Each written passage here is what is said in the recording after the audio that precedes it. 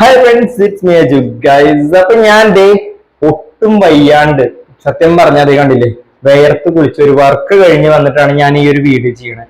ഒട്ടും വയ്യാണ്ട് ഹോസ്പിറ്റലിൽ പോയി ഡോക്ടറെയും കണ്ട് ഗുളികയും കഴിച്ച് ഞാൻ ഇങ്ങനെ നിന്ന് ഈ ഒരു വീഡിയോ പറയുന്നെങ്കിൽ എനിക്ക് ചേട്ടനോടുള്ള സ്നേഹം അല്ല, ചേട്ടന് എന്നോടുള്ള സ്നേഹം. എന്റെ സ്വന്തം ചേട്ടന്റെ കാര്യമാണ് ഞാൻ പറയുന്നത്. നമുക്കൊരു ഗിഫ്റ്റ് കിട്ടാന്ന് വെച്ചാൽ എങ്ങനെയുണ്ടാവും? നമുക്കൊരു ഗിഫ്റ്റ് എവിടെ നിന്ന് കിട്ടാന്ന് വെച്ചാൽ നമുക്കതൊരു വാല്യൂ ഉള്ള ഒരു സംഭവമാണ്. എന്റെ ചേട്ടൻ ഒരു സ്ഥലത്ത് ജോലി ചെയ്ത്, ഒരു സ്ഥാപനത്തിൽ ജോലി ചെയ്ത് ചേട്ടന് കിട്ടിയ ഒരു ഗിഫ്റ്റ് അത് എനിക്ക് വേണ്ടി കൊണ്ടുവന്ന് തരാണ്. ആ ഒരു തന്ന സംഭവം ഉണ്ടല്ലോ, എന്റെ ലൈഫിൽ എനിക്ക് ഉപകാരപ്പെട്ടോട്ടെ, എന്റെ ഈ ഒരു വർക്ക് ബേസിലോ അല്ലെങ്കിൽ എന്റെ ഫാമിലിയിലുള്ള എന്തെങ്കിലും പ്രശ്നങ്ങൾക്കോ ഉപകാരപ്പെട്ടോട്ടെ എന്ന് കരുതി എന്റെ ചേട്ടൻ എനിക്ക് വേണ്ടി കൊണ്ടുവന്ന് തന്ന ഒരു സംഭവം, സത്യം പറഞ്ഞ അതിന് ചേട്ടന് കിട്ടിയ ഒരു ഗിഫ്റ്റിന്റെ വാല്യൂവിനേക്കാളും വലുതായിരുന്നു എന്റെ മനസ്സിൽ. ലൈഫിൽ എനിക്ക് വേണ്ടിയിട്ട് ചേട്ടന് പ്രത്യേകിച്ച് ഒന്നും ചെയ്യാൻ പറ്റിയില്ല. അത് എനിക്കും അറിയാൻ, ചേട്ടനറിയാം. ചേട്ടന്റെ സിറ്റുവേഷൻസ് കൊണ്ടാവാം, എന്തും ആയിക്കോട്ടെ.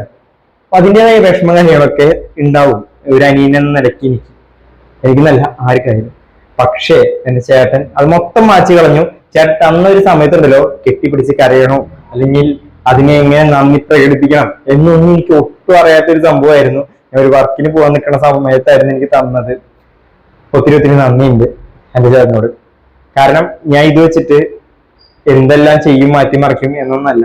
ലൈഫില് തനിക്ക് പ്രിയപ്പെട്ട ഒരു സംഭവം തന്റെ അനിയന് വേണ്ടിയിട്ട്, തന്റെ അനിയനെ കുറിച്ച് കുറച്ചു നേരമെങ്കിലും മനസ്സിനോട് ചർച്ച ചെയ്ത് അല്ലെങ്കിൽ അനിയന് വേണ്ടി തരാൻ കാണിച്ചൊരു മനസ്സുണ്ടല്ലോ, ഞാൻ ഒട്ടും കാണാണ്ട് പോവില്ല. എനിക്ക് ആ തന്ന ആ ഒരു സംഭവത്തിനേക്കാൾ ഏറ്റവും വലുതാണ് എന്റെ ചേട്ടന് എന്റെ മനസ്സിൽ ഇപ്പോൾ ഉള്ള സ്ഥാനം എന്ന് പറയുന്നത്. എനിക്ക് എത്ര പറയാൻ പറ്റൂ, കാരണം പ്രത്യേകിച്ചൊന്നും വാക്കുകളില്ല. വാക്കുകളിൽ കൂടെ പറഞ്ഞു കഴിഞ്ഞാൽ അതൊക്കെ ചെറുതായി പോകും. അതുകൊണ്ടാണ് ഇങ്ങനെ പറഞ്ഞത്. നിങ്ങൾക്ക് മുമ്പിൽ ഇത് പറയണം എന്നുള്ളൊരു ആഗ്രഹം ഉണ്ടായിരുന്നു. ഞാൻ അതിനു വേണ്ടി ഇന്നലെ തൊട്ട് വർക്കിന്റെ ഇടയിലും ഞാൻ അതുപോലെ സ്കൂളിൽ ക്ലാസ് എടുക്കാൻ പോയതിന്റെ ഇടയിലേക്ക് ഇത് ആലോചിച്ചിരിക്കുകയായിരുന്നു. അത് കഴിഞ്ഞ് ഒന്ന് ഫ്രീ ആയത് ഇപ്പോഴാണ്. ഒട്ടും വയ്യ, ഞാൻ ഡോക്ടറെ കണ്ടിരിക്കുകയാണ്. അപ്പോൾ അത് നിങ്ങൾക്ക് മുമ്പിൽ പറയണ ഒരു ആഗ്രഹം ഉണ്ടായിരുന്നു, അത്രേ ഉള്ളൂ. അപ്പൊ എന്റെ ചേട്ടന് വേണ്ടി എന്റെ വീഡിയോ ലൈക്ക് ചെയ്യാനും സബ്സ്ക്രൈബ് ചെയ്യാനൊന്നല്ല ഞാൻ പറയുന്നത്. ചേട്ടന് വേണ്ടി നിങ്ങൾ ജസ്റ്റ് ഒന്ന് പ്രാർത്ഥിക്കുക. കാരണം നമുക്ക് ഇതുപോലെയുള്ള ചേട്ടന്മാരും നമുക്ക് ഇതുപോലെ നമ്മുടെ ലൈഫിൽ ഓരോന്നും ചെയ്യുന്ന ആളുകൾ ഉണ്ടാവാൻ വേണ്ടിയിട്ട് നിങ്ങളും പ്രാർത്ഥിക്കുക, ഞാനും പ്രാർത്ഥിക്കാം. എന്റെ ചേട്ടന്റെ ചാനല് ജേണി ഓഫ് വിഷ്ണു. അപ്പൊ അതൊന്ന് ജസ്റ്റ് എല്ലാവരും നോക്കുക. ഇത് ചേട്ടൻ പറഞ്ഞിട്ടൊന്നല്ല, എനിക്ക് സ്വയം തോന്നിയിട്ട് പറയുന്നതാണ്. ജേണി ഓഫ് അജുവിന്റെ ചേട്ടനാണ് ജേണി ഓഫ് വിഷ്ണു.